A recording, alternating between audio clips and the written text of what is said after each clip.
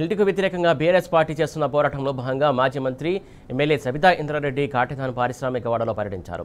మాజీ ఎమ్మెల్యే మంచిరెడ్డి కిషన్ రెడ్డి, స్వామిగౌడ్, కార్తిక్ రెడ్డి, స్థానిక బీఆర్ఎస్ నాయకులు ఆమెతో పాటు ఉన్నారు.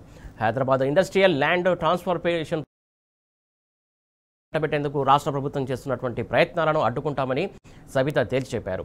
గత ప్రభుత్వాలు పరిశ్రమల స్థాపన కోసం, ఉపాధి కల్పన కోసం అతి తక్కువ ధరకి కేటాయించిన భూములను అప్పనంగా అమ్ముకునే కుట్రలను అడ్డుకుంటామన్నారు.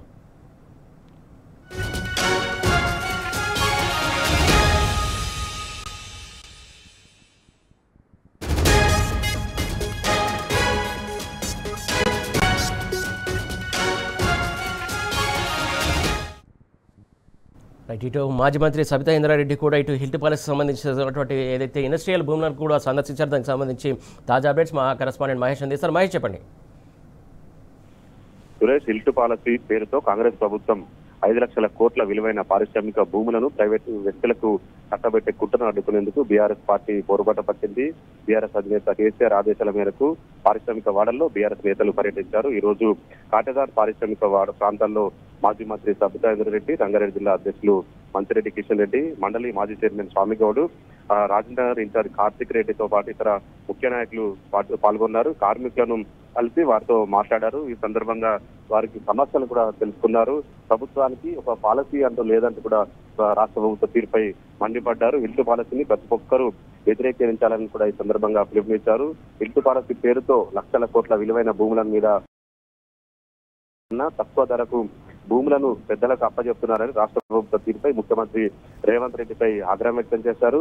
కోట్లాది రూపాయల స్కామ్ స్పష్టంగా కనిపిస్తుందని కూడా మండిపడ్డారు. 9,000 ఎకరాలు ఉన్న ఈ పరిశ్రమలను ఎక్కడికి తరలిస్తారు, పారిశ్రామిక వాడల్లో పనిచేసే కార్మికులను ఎక్కడికి పంపిస్తారని కూడా వారు ఆగ్రహం వ్యక్తం చేశారు. కార్మికుల పక్షాన బీఆర్ఎస్ పార్టీ అండగా నిలుస్తుంది. లక్షల కోట్ల స్కామ్